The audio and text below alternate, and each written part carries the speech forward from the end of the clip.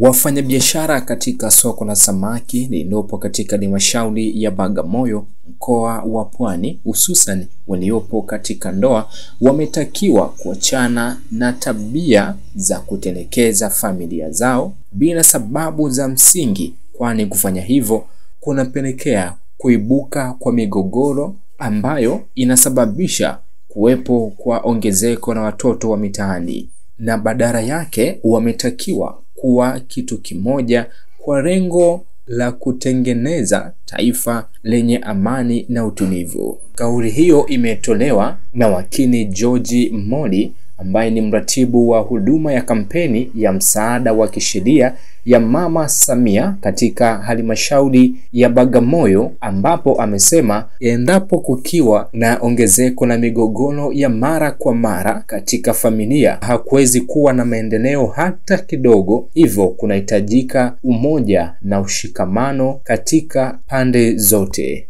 Kama hakuna haki kwenye ndoa, hakutakuwa na usawa. Kama hakuna usawa, hakutakuwa na amani. Kama hakuna amani, hamwezi kufanya kazi pamoja, hamwezi kuzalisha pamoja, hamwezi kuwa na maendeleo. Kama kipato unachokipata hapa kitakuwa kwa ajili ya familia, mtakuwa na umoja kwenye kutafuta, mtashirikiana kwenye kuzalisha na mtapata maendeleo makubwa. Kwa upande wake, mwenyekiti wa soko la samaki Bagamoyo hakusita kumshukuru Rais Dr. Samia Suluhu Hassan kwa kuona umuhimu wa kuwadhamini wananchi wa hali ya chini, ambapo ameomba kampeni hiyo ya msaada wa kisheria iwe endelevu kwa ajili ya kuwasaidia kutambua mambo muhimu. Mimi kama mwenyekiti wa soko nashukuru sana kwa ziara hii, na ndani ya ziara hii naomba iendelee katika soko langu la samaki ili watu wapate elimu. Kina mama wapate elimu, kina baba wapate elimu, na vijana pia wapate elimu.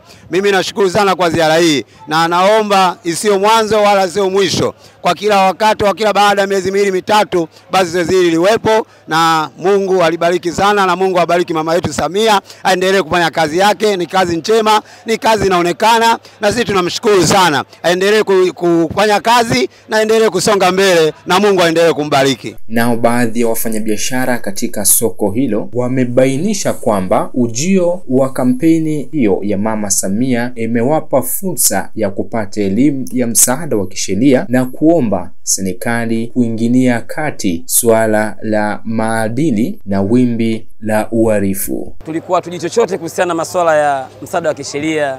Yaani kifupi, tulikuwa tujui haki zetu za msingi zinazotukabili katika maisha yetu yaliyotuzunguka. Kwa hiyo msaada wa kisheria umekuja kama kutufumbua macho, kama kutuamsha, kama kutoka katika giza tupeleka mwangani, kwa sababu watu wengi tumetambua kuhusiana hasa hususan ni masuala ya mirasi, masuala ya usia, masuala ya hata migogoro ya kindoa. Yaani kifupi tumefunguka na mambo mengi sana kuhusiana na msaada wa kisheria, umetusaidia sana. Lakini serikali ndio inapiga kelele kila siku maadili yanamong'onyoka. Hasa hivi panyalodi wanakuwa wengi. Unajua panyalodi inasababisha na watoto mtaani. Sawa, ni kweli changamoto pale zinaanzia ndani ya familia, wazazi kutengana, ni kweli inaanzia hapo. Lakini pia ukija kuangalia watoto wakikosa elimu ya dini, mtoto hawezi kuwa na hofu ya Mwenyezi Mungu. Kwa hiyo tunapopeleka watoto mashuleni, zeni tuwatengenezee muda mzuri wa kurudi kutoka shule kuja manyumbani, ili wapate wasaa na wao kwenda wapi? Madrasa, ili waweze kujua makusudio ya kuumbwa kwao, kwa sababu madrasa ndio sehemu ambayo inampika mtoto kimoyo, inampika mtoto kimaadili. Hata katika hizi taasisi za Kikristo ambapo watoto pia wanasoma dini yao, pia wakishamjua Mungu wao wanakuwa na hofu ya Mwenyezi Mungu. Huwezi kusikia mtoto kafanya matukio ya ajabu ajabu.